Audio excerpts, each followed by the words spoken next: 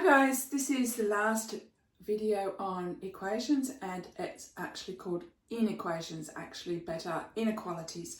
It's where we don't use an equal sign, we use a not equal sign, basically, well not a not equal sign, but we basically use less than or greater than, which is not equal to. This one is less than, so 5 is less than 6, yes? This one is greater than, where the biggest bit, the way I think about it is the L for less than, yes, and the big bit at the start for greater than. And this one less than or equal to, and the last one greater than or equal to. Now an example would be, in all the equations that we've done, we've got an answer, x equals 5, x equals 10, x equals 16. These ones are everything that is below that or everything that is above that. For example, you are allowed to drive if you are 16 or above. So that category is everything that's greater than 16. It's not just 16. It's not only 16-year-olds that are allowed to drive. It's everyone who is 16 and older. Okay? So that's where the voice comes in for less than or greater than signs. So let's do some equations. You solve inequalities exactly the same way as you solve equations. So we've got to divide by 3 because 3 times something is equal to 9.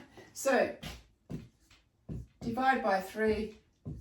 3 divided by 3 is 1, so we're left with 1x. 1x is less than 3. 9 divided by 3 is 3. This one, 2x over 5 is greater than or equal to 6. The first thing to get rid of here is the 5 on the bottom. Get rid of what's on the bottom if you can straight away because it makes it less confusing. So we multiply by 5. Less complicated. Multiply by 5, 5 on the top, 5 on the bottom, eliminate each other because 5 divided by 5 is 1. We've got to multiply this by 5 to keep that equation balanced. 2x is greater than or equal to 30. Do we want to know what 2x is? No, we want to know what 1x is. We always want to know what 1a is, 1x is, 1t is, whatever the pronumeral is. The goal is to find what 1 is. So we divide by 2.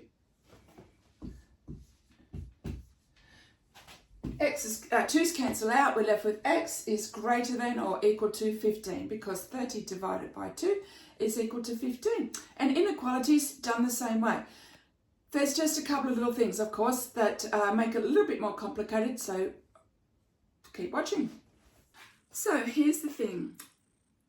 If you multiply or divide by a negative number, we have to flip the sign with inequalities.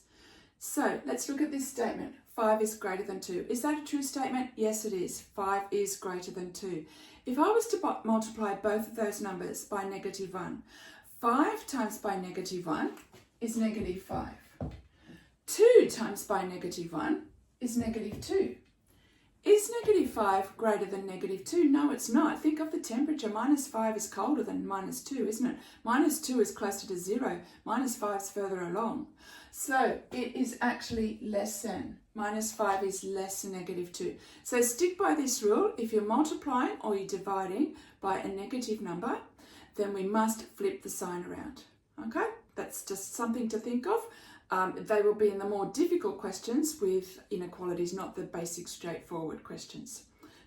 All right, 2 here where we're going to be, one we're going to be dividing by a negative and the other one we're going to be multiplying by a negative. So to get x by itself, we want to divide by negative 2, all right? So we divide by negative 2 and then they cancel out. If we're dividing by negative 2, we've got to do it to this side. So we've got x and we've got negative 5 because 10 divided by negative 2 is negative 5. Remember, we must flip the sign. So the answer is x is greater than negative 5, not x is less than negative 5. This one here, it's dividing by 4.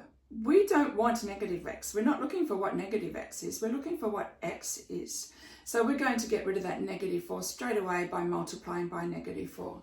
So if we multiply by negative 4, I know the working out's not great there, but a minus 4 on the top and a minus 4 on the bottom will eliminate each other, so we're left with 1x, yes? So x is, and 6 times negative 4, 6 times negative 4 is negative 24. What have we got to do when we're multiplying or dividing by negative? We have to flip the sign around, so it's actually less than. With inequalities, a lot of the time we're asked to graph the inequality, to graph the solution, graph the answer. So let's just do this. 4x is less than 12. What's x? If we divide both sides by 4, x is less than 3.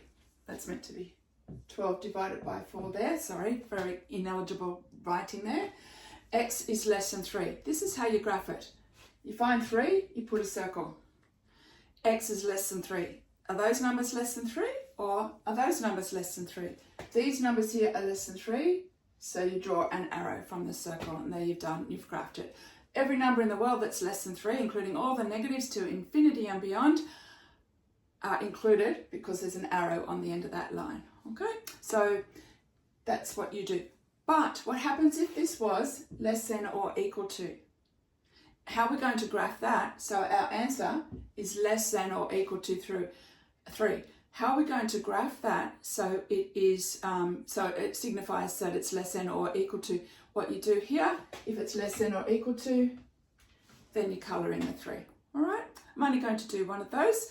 Have a great day. Hope you're enjoying your school holidays because that's what's happening right now at the time that we're doing this. Stay safe, be kind to your teachers, and have a good day.